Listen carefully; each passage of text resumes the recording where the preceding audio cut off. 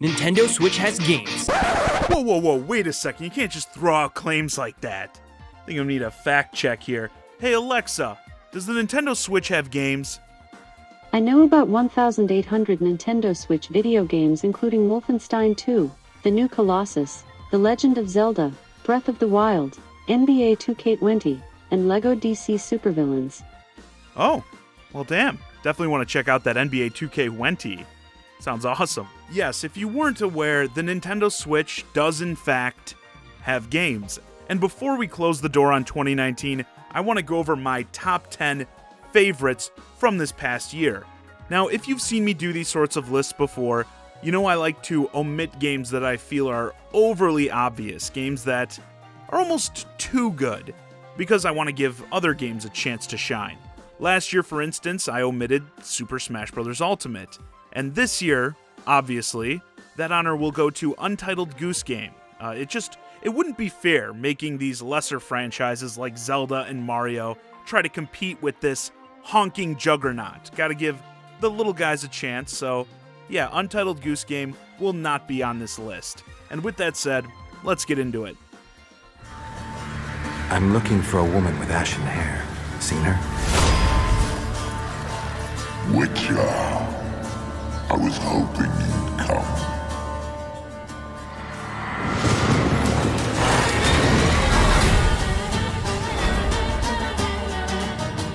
Let's actually start with the Impossible port. Early on in the year, we started hearing rumors that The Witcher 3 was going to be coming to the Nintendo Switch, but for many, there was just one problem.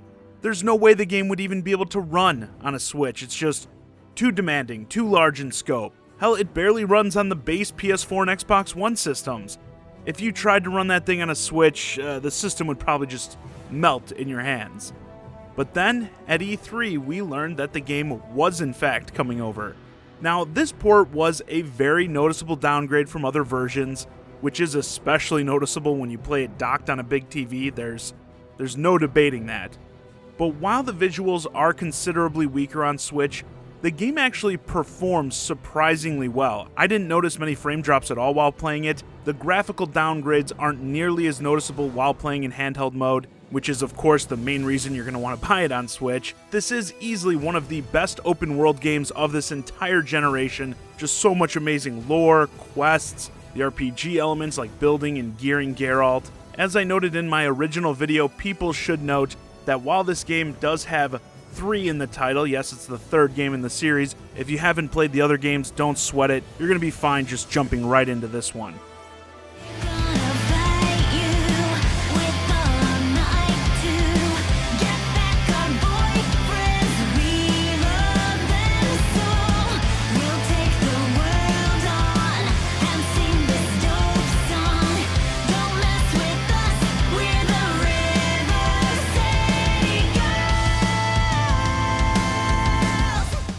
River City Girls is simply the best beat-em-up I've played since Scott Pilgrim vs. the World, which Scott Pilgrim was, interestingly enough, very inspired by the original River City series. In this game, you play as protagonists Misako and Kyoko, who have heard their boyfriends have been kidnapped and set out into the open world of River City to save them, battling everything from ninjas to deranged high school cheerleaders. Along the way, you level up as well as earn currency that allows you to buy new items that'll make you more powerful, as well as acquire new moves from the dojos around town. So before long, you have access to all sorts of cool combos and devastating attacks, like crazy spin kicks, even a stone cold stunner. This game is just a love letter to the beat-em-up genre, which, let's be honest, doesn't have as much prestige these days as it once did. You'll notice tons of nods and even cameos by past characters from, of course, the River City franchise, as well as Double Dragon. The combat is fluid and rewarding. There's a bit of a challenge, so it's not like you're going to be able to just blindly walk through spamming the attack button or something like that. Awesome boss fights and, of course, a badass soundtrack all come together to make something that has earned a place right next to the beat-em-up classics of yesteryear.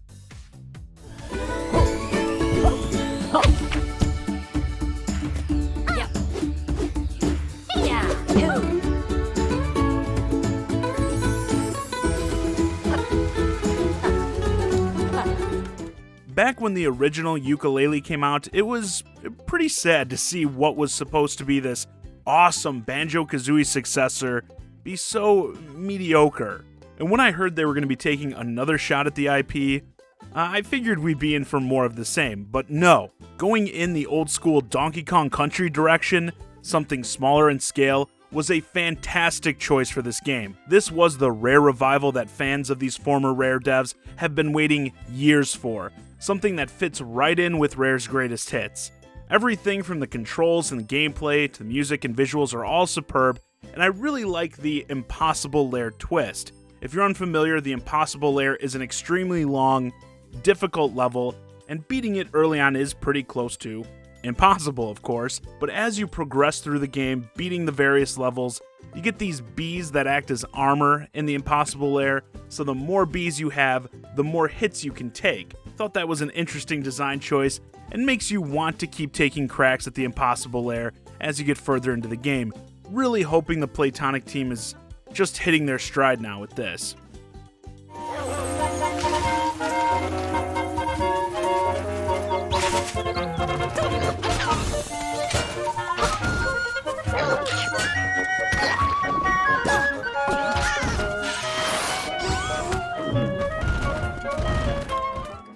It was weird to see a Zelda game enveloped in controversy, but that was very much the case with Link's Awakening leading up to and even after release. From the moment it was revealed, people had issues with the art style, the $60 price point. I think many warmed up to the visuals at least over time. I liked it from the start myself, but I could see where people were coming from, feeling like this was a much smaller game, something akin to the Zelda games we've been getting on the 3DS, games that have cost significantly less. But that doesn't change the fact that it was an amazing Zelda game. They were remaking one of the best games, the most underrated game for sure in the franchise, so it should be, and they went above and beyond with this title, as rather than being just a straight remake, it is a faithful remake, but they added on top of it this dungeon builder mode that was like a Zelda Maker Light of sorts. You lay out the various tiles to make your own dungeons that you can then try and tackle. This just made me, and I think many others, want a full-on Zelda Maker game. But yeah, when it comes to the Zelda franchise, I think there's an extremely high level of quality that people expect. And maybe this isn't necessarily like the best Zelda game, but I think it does live up to that standard.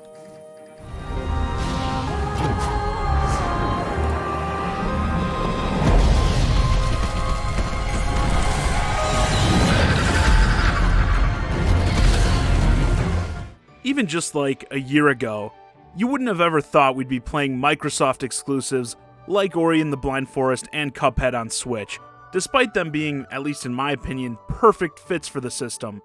But here we are. We had this pair of phenomenal games from the House of Xbox release on the Switch this year. I love both of these games, but felt I needed to choose one to be on the list, and went with Ori. This beautiful, emotional journey is one of the best Metroidvanias of the last several years, probably like the last decade. There are tons of cool abilities, platforming challenges, and bosses you encounter throughout this quest to save the Forest of Nibble. And yeah, visually, this is one of the coolest looking games released on any system this generation, in my opinion. Everything holds up really well on the Switch. This was one of those games I thought, with it having like a lot of effects on screen, we'd run into frame rate issues. But it's a quality port, as is Cuphead as well. Despite what Microsoft has said about not having plans to bring more games over, because yeah, I know there are thousands of people out there who have been introduced to Ori because of it making its way to the Switch, and with the sequel, Will of the Wisps, coming soon, I hope it isn't really Microsoft's plan to just cut people off now. So hopefully, despite what they've said, we will continue to see more of their games come over.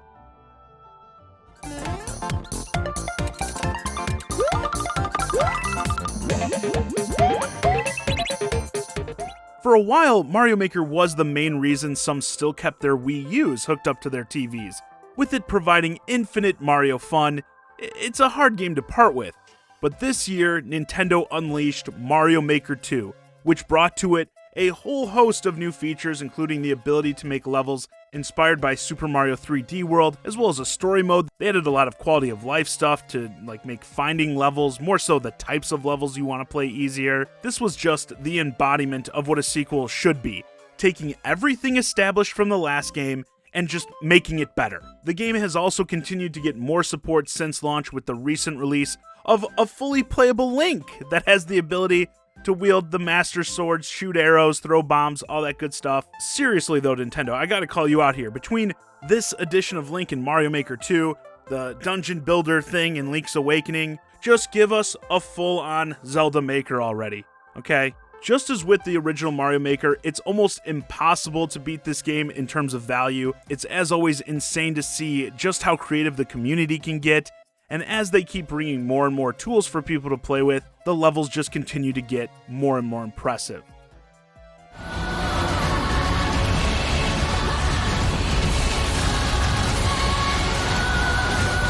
Why?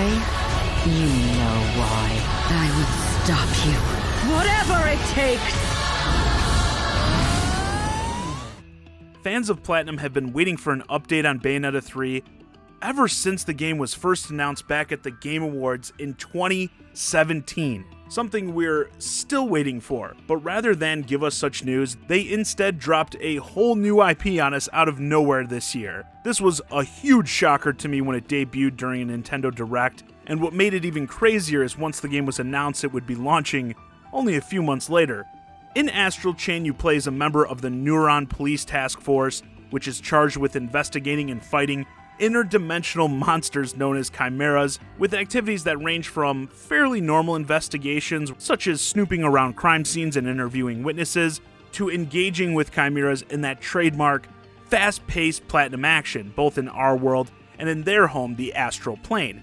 Since these are some pretty powerful enemies, you need some help, which will come in the form of your Legion, bound to you by this chain, this Astral Chain. These are companion characters, sort of a friendly version of the Chimera that will help you in fights. They come in different forms that have different strengths and abilities that you have to learn how to best utilize to succeed both in fights and during some light puzzle solving. The big twist is, though, you essentially control the Legion and your players simultaneously and need to manage both by maybe double teaming a more powerful enemy or splitting up to take down weaker ones. You can wrap your chain around baddies to trap them or catch charging ones with it. It's Platinum, so of course you know the combat is badass. My only criticism of the game, honestly, was sometimes the investigation stuff kind of dragged. I get they want to have more of that cop feeling, but a lot of the time I found myself just wanting to go smash more enemies because, again, that combat is so crisp.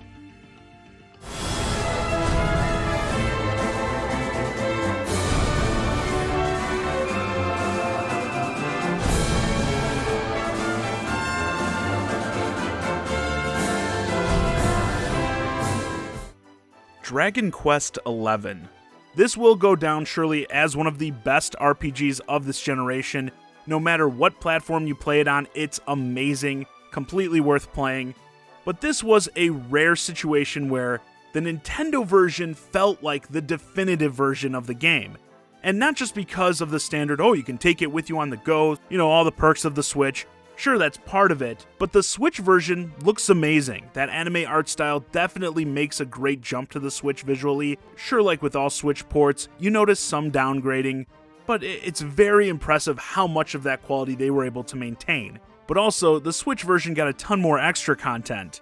A worth the wait type of situation for sure. There's everything from the other games plus a full orchestral soundtrack, and that ridiculous 2D mode that makes the entire game playable in a retro style reminiscent of the Super Nintendo days. This still blows me away. Love switching between the different versions to see how they represent the world in this style. So yeah, with Dragon Quest XI, it's pretty simple. One of the best RPGs of this generation, and the Switch version is easily the best version of it. A must-have for fans of this genre. Floor after floor of oddities, many traps and mischievous ghosts lurk within. What will befall our missing Mario and friends, and his dear brother Luigi? Their fate rests in your hands. While I knew going into it I was going to absolutely love Luigi's Mansion 3, I was still surprised at how amazing this game was. Every aspect from the visuals to the gameplay was just top-notch. Still have the belief that this is one of, if not the best looking Switch game to date. Those physics, they blew me away, were so awesome to engage with. Like, you just want to run around hitting every inch of the room with your poltergust and use that new slam ability to put enemies through all the different objects in the environment and just see the debris fly all over the place. The game's also very charming and hilarious with the wacky bosses and level design. Luigi is a bunch of fun to control and a great option for co-op play if you're playing with someone who's more inept at gaming, as he's pretty tough to put down. And going further, the multiplayer was even fun for me. And I'm typically not someone who's into multiplayer games, and assumed going in these modes were going to feel really tacked on, but it's truly about as close as you can get to transferring the main game into a multiplayer experience. There's actually quite a bit of strategy potential in trying to spread out and take down all the ghosts on the floor within the time limit. Granted, more often than not, people just end up stuck in those traps with the others completely ignoring them, but yeah, fantastic game, still very underrated in my opinion. Reach for my hand, I'll soar away into the dawn. No, I wish I could stay here and cherish all. Do you dare to walk this path with me? One misstep, and we fall to our ruin. So take your first step. It's now or never! When the Nintendo Switch was first announced, one of the franchises I was most excited to see make the jump to the new system was Fire Emblem.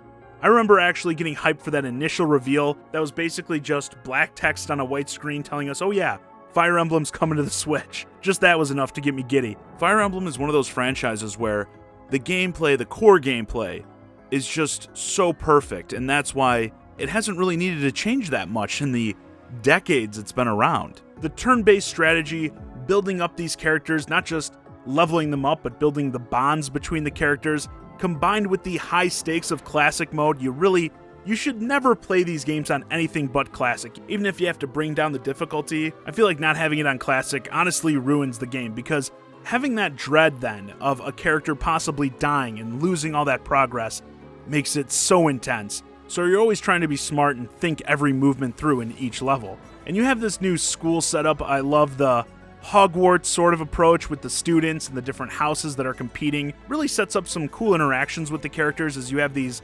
friendships and rivalries that grow both between characters in different houses as well as between characters that are in the same house. And then you combine that with the, this is kind of a minor spoiler, but the time skip that happens and how the story transitions from this more lighthearted feel to a more somber tone. Also, the time skip makes creeping on the students a little less creepy, so thanks to the developers for looking out there. Some quality waifus in this game. Would be a shame if they had to go to waste. But yeah, the gameplay, it's perfect Fire Emblem. Turn-based strategy along with a bevy of RPG elements that help you build up the different characters. Combine that with an incredibly engaging new story, and you have Fire Emblem 3 Houses, what I would consider to be the best Nintendo Switch game of 2019. And with that, I guess this video's a wrap. Let me think, did I miss any other outstanding Switch games this year? No. Of course, maybe in your opinion I did, so be sure to let me know what were your favorite Nintendo Switch games of 2019 in the comments. Hey guys, I hope you enjoyed this discussion of my top 10 Switch games of 2019. If you enjoyed the video, please consider subscribing, and if you want to keep the conversation going, hit me up on Twitter @JohnnyZakari, and join my Discord, ChiGuy and Friends, link to both in the description below. And as always, thanks for watching.